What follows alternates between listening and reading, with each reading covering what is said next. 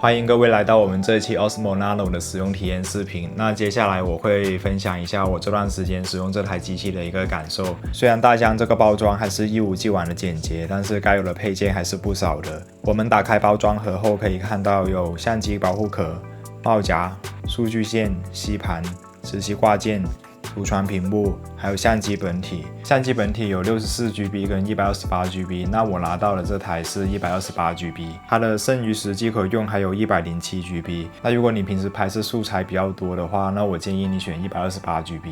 在图传模块里也可以插 SD 卡。收音方面，机内的收音我个人认为还是挺不错的，你可以听一下这个效果。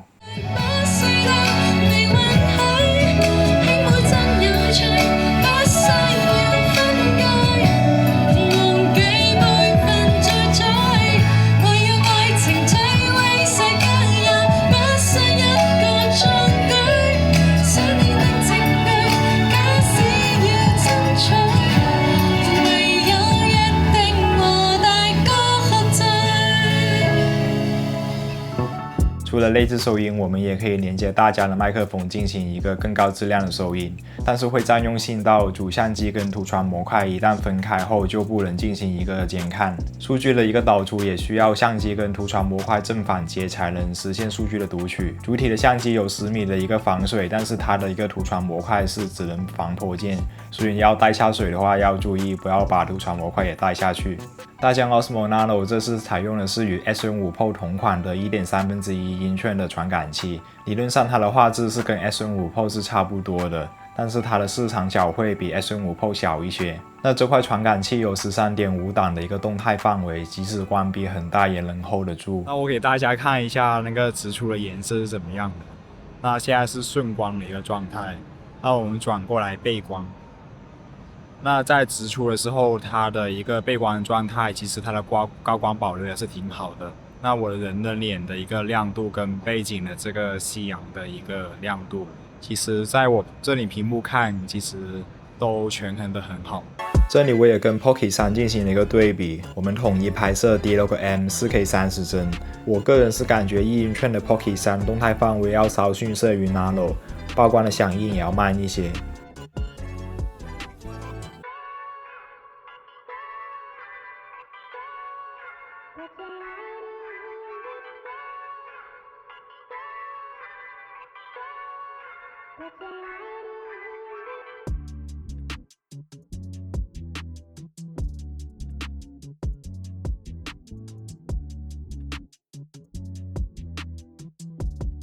到傍晚 Nano 就已经有些吃力了，但画质不会说掉太多。但如果天完全黑下来的话，基本不用抱太高的期望。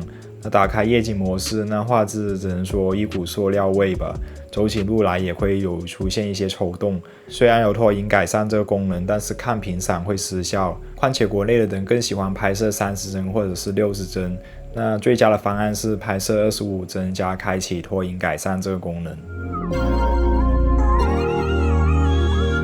其实 Osmo Nano 能做的事情，普通的运动相机也能做，但由于它是一块拇指相机，它体积更小巧，那它能做到的事情会比普通的运动相机更轻松。比如说我们的第一人称视角，相比于之前的运动相机，例如 S-N5 Pro 这种，还需要挂一个项圈，那现在这个 Nano 佩戴起来会轻松很多，而且画质跟之前的运动相机差不多。我个人试下来，拍摄第一人称的最佳设置应该是拍摄 D6M 加地平线矫正，这样我们佩戴的时候就不用时常注意那个地平线有没有歪掉。开启这个模式虽然会有一定的裁切，但其实还算比较广。那如果各位不嫌麻烦的话，强烈建议各位拍摄 D6M， 通过简单的还原，整个质感会比直出模式要高不少。我知道有人会说连手机监看其实也可以，但实际上真的操作起来很麻烦，而且不够便捷。主体相机只有52克，那磁吸在身上是毫无压力的。我个人是不会佩戴附赠的那个保护壳，因为要多加12克的重量，而且影响散热，真的十分没有必要。说到过热方面，每个人的使用环境都不同，这里没有办法给大家测试，但它这台机器一定会过热。我们拍摄 4K 60帧录半个小时，一般还是没有问题的。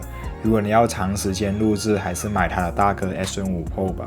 总结 Osmo Nano 的出现很好的填补了大疆拇指相机的市场空白，在国内购买也可以使用国补，相比于竞品的 Go Ultra 还是要便宜不少的。